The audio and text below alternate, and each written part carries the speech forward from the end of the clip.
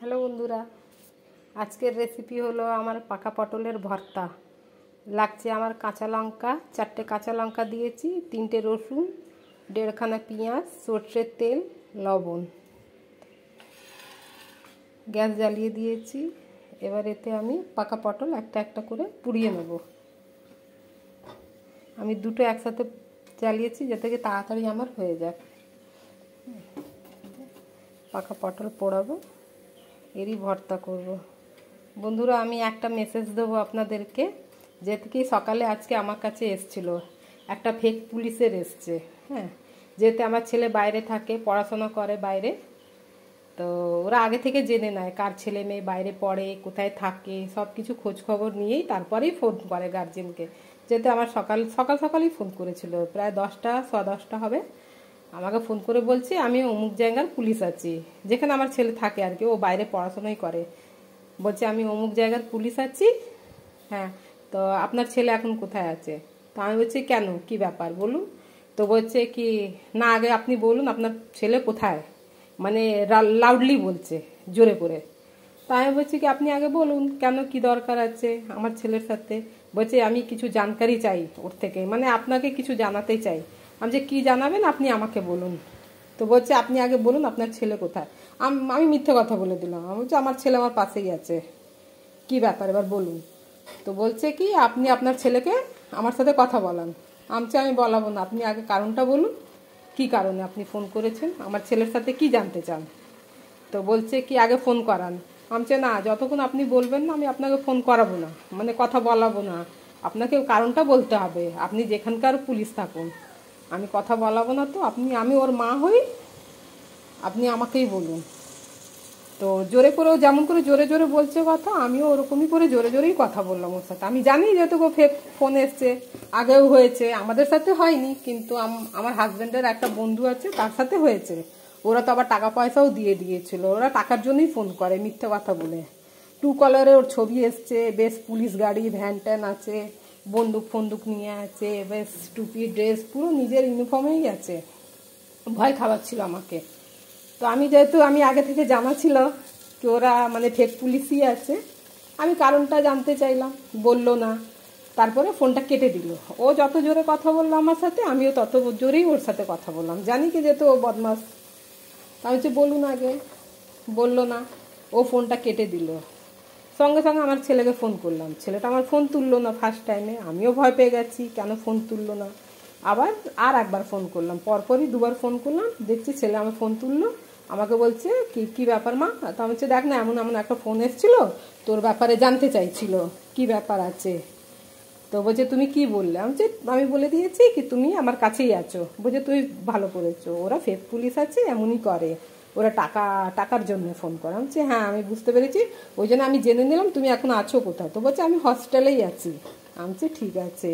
বন্ধুরা, আমার বলার কারণটা এটাই হচ্ছে কি কিছুদিন আগে একটা আমার বন্ধুর কাছে ফোন এসেছিলো এইভাবেই।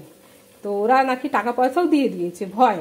বলছে আপনার ছেলে এইভাবে এখানে থাকে, ও একটা মেয়েকে রেপ করেছে দুজন মিলে, আর এরকম করে রেপ করেছে দুজন মিলে, আর মেয়েটার অবস্থা খুব খারাপ আছে, মেয়েটা তো সিরিয়াস আছে, হসপিটালে ভর্তি আছে, প্লাস আপনাদের ছেলে আমার কাছেই আছে। তো যেটুকু পুরো বাবার নাম বলছে, বাড়ির অ্যাড্রেস বলে দিচ্ছে, ছেলে কোথায় পড়াশোনা করে সেটাও বলছে।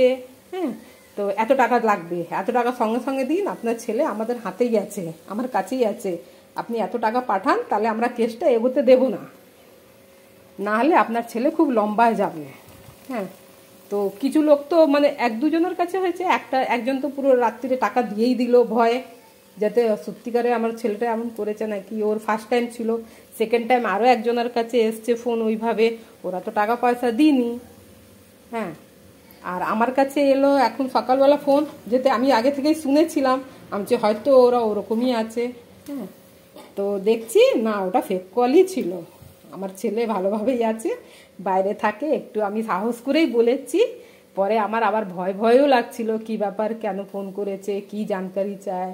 আর যদি আমি বলতাম কি ছেলে আমার বাইরে থাকে, পড়াশোনা করে, তাহলে ওরা অনেক কিছু বলতে পারতো। আমাকে বলতো আমাকে এত টাকা লাগবে, এই টাকা দাও, নাহলে আপনার ছেলে লম্বা যাবে, এখন যা হচ্ছে। আমি তো ভয় একটু তো পেয়েছিলাম, যেহেতু আমরা মা আছি, আমরা ভয় পাই। কিন্তু তাও সাহস করে বলেছি কি ঠিক আছে, আমার ছেলে আমার কাছেই আছে। কিন্তু আবার ও যত জোরে বললো আমিও তত জোরেই কথা বললাম ওনার সাথে, ও আবার ভয় ফোন রেখে দিল। ঠিক আছে বন্ধুরা, আমি এটাই বলতে চাই কি যদি আপনাদের কাছে ফোন এভাবে ফোন টোন আসে তাহলে আপনারা ভয় পাবেন না। আমাদেরকে আমাদের ছেলে মেয়েদের উপরে বিশ্বাস রাখতে হবে কি ওরা তেমন কিছুই করবে না, বা হ্যাঁ ঠিকই তো, কিছুই করবে না। আমাদেরকে আগে থেকে ওদেরকে বলেও রাখতে হবে কি যদি তোমার কাছে এইভাবে ফোন আসে কি তোমার মা বা তোমার বাবা এমন হয়েছে বা ওরম হয়েছে, ভয় পেও না, আগে বাড়িতে ফোন করো বা আমরা ফোন করব আগে ছেলেমেয়ের কাছে আমার ছেলেমেয়েরা ভালো আছে কিনা, আমাদের ভয় পেয়ে লাভ নেই। বাবারা যত বেশি ভয় পায় না তত বেশি মারা ভয় পেয়ে যায়, মাদের তো হার্টবিট বেড়ে যায়। আমার তো সকালে হার্টবিট বেড়ে গেছিলো, আমার খুব কষ্ট হয়েছিল। আমি যে দেখো কেমন করে ফোন চলে আসলো আমার কাছেও, আমি তো বিশ্বাসই করতে পারলাম না কি আমার কাছেও ফোন এরকম ফেক কল চলে আসবে, কিন্তু চলে আসলো। তো বন্ধুরা, আমরা আমাদের ছেলে মেয়েকে বিশ্বাস করব, আমার ছেলেমেয়েরা ওরকম না, ওরকম কোনো দিন করতে পারে না। আমি চান্স দিইনি কিছু বলার, যদি আমি বলে দিতাম কি আমার ছেলে অমুক জায়গাতে পড়াশোনা করছে আমাকে অনেক কিছু বলতো, এই এত টাকা দাও, এই অ্যাকাউন্টে এত পাঠাও, নাহলে তোমার ছেলে লম্বা যাবে।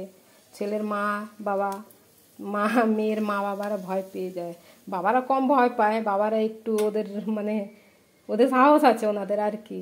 যেমন কি আমার হাজবেন্ড, ওনার কাছে আসলে ফোন আসতো তো ও তো আগে প্রথমে অনেক কিছু বলতো, কিন্তু আমি তো তেমন কিছু বলতে পারিনি। কিন্তু ও যেমন করে জোরে বলছিল আমি তেমনই একটুখানি জোরে বললাম, কিন্তু ভয় পেয়েছিলাম, কিন্তু আমি প্রকাশ করিনি কি আমি ভয় পেয়েছি। আর ছেলে তো আমার বাইরেই আছে, বাইরেই আমি ফোন করে নিয়েছিলাম সকালে ওই লোকটার ফোন রাখার পরে আমি জানলাম কি না আমার ছেলে ভালো আছে। ওই ফেক কল এসেছিলো আমার কাছে, ওই এমন একটা ছবি এসছে লোকটার যে কেউ ভয় পেয়ে যাবে। আর এখন যা হচ্ছে কলকাতায়, ভয় পাওয়া স্বাভাবিক। মোটামুটি আমার পটলটা হয়ে গেছে পোড়ানো, ঠান্ডা হলে আমি এটাকে মেখে নেব।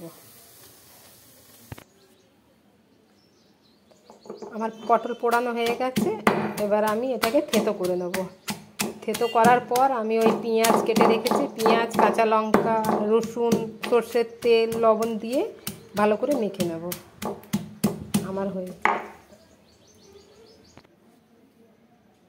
আমার পাকা পটলের ভর্তা রেডি, কমপ্লিট হয়ে গেছে। বন্ধুরা, যদি আপনার এই রেসিপিটা ভালো লাগে থাকে তাহলে আপনারা লাইক কমেন্ট শেয়ার সাবস্ক্রাইব করবেন। ধন্যবাদ।